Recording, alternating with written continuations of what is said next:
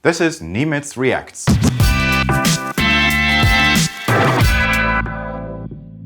My name is Christian Niemietz and I'm the head of political economy here at the Institute of Economic Affairs.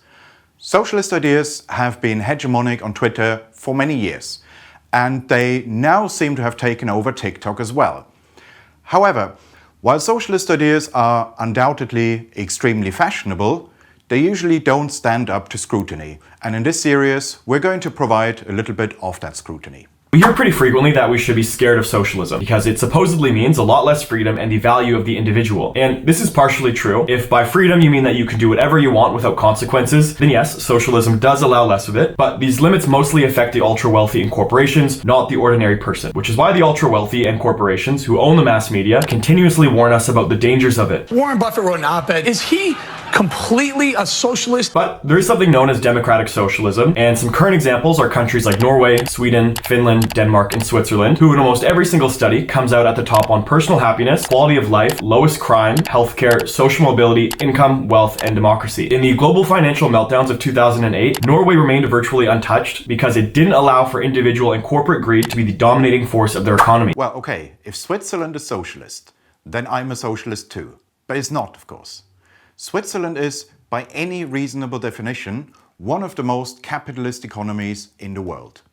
Switzerland barely has any nationalized industries, their healthcare system is largely private, their pension system is largely private, and their tax burden is one of the lowest in Europe. Now, Switzerland is not a purely capitalist economy. No economy is. But Switzerland comes closer than most. And that's precisely why they are so rich. Now, the case of Scandinavia is a bit different. The Scandinavian economies are also clearly capitalist market economies. They don't have a lot of nationalized industries, so the vast majority of their wealth is created by the private sector. And that is why when Bernie Sanders said that Denmark was an example of democratic socialism, the then Prime Minister of Denmark, Lars Løkke Rasmussen, had to intervene and correct him. He had to tell Sanders that that is not true. The Scandinavian countries do have very high taxes. That much is true. However, their high tax burden is not the reason for their relative success. It is not true that Scandinavian countries spend more on things like infrastructure than other developed economies.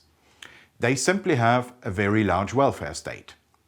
That's the main reason why they have such high taxes. Having a large welfare state is not a terrible thing. It just means that a lot of that welfare spending is not redistribution from the rich to the poor. It's middle-class welfare. Even people on above average incomes still qualify for state transfers and publicly funded services, which they effectively pay for themselves through their taxes. So in Scandinavia, you pay very high taxes, and then the state gives some of the tax money back to you in the form of high benefits. Again, that's not a terrible arrangement. I just can't see how that is any better than simply allowing people to keep more of the money they earn and letting them spend it in the way they see fit. Let me explain some things about socialism real quick. Socialism does not mean that everybody's going to be poor equally. It doesn't mean that everybody's going to get paid the same. Under socialism, you would get paid according to how much value you produce while you're working. Under capitalism, for example, if you work at McDonald's, let's say for $12 an hour, you're going to get paid $12 an hour.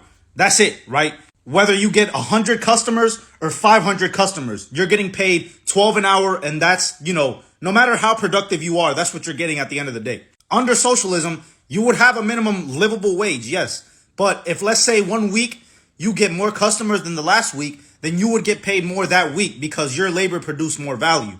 Under capitalism, the vast majority of the value you produce in your workplace gets taken by your boss. And then, a certain amount gets taken by the state and taxes. It is true that for most workers in a capitalist economy, there's only a weak relationship between how well the company they work for is doing at the moment and how much money they themselves make.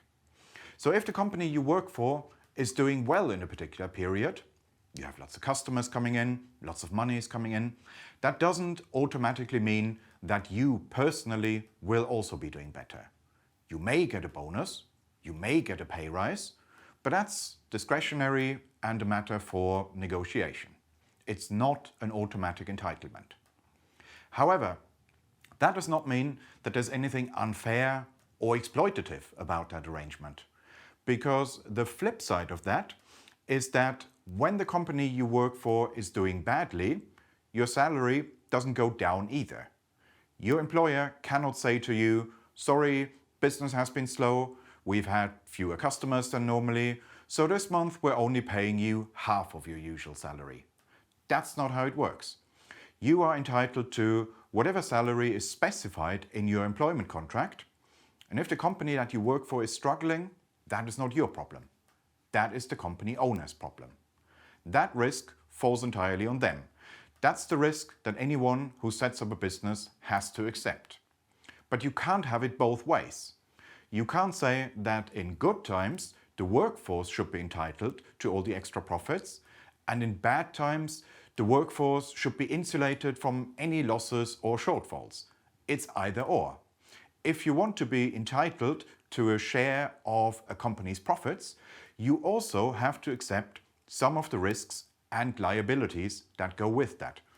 Because profits are almost never risk-free. Where there's a chance of making a profit, there's also a chance of making a loss.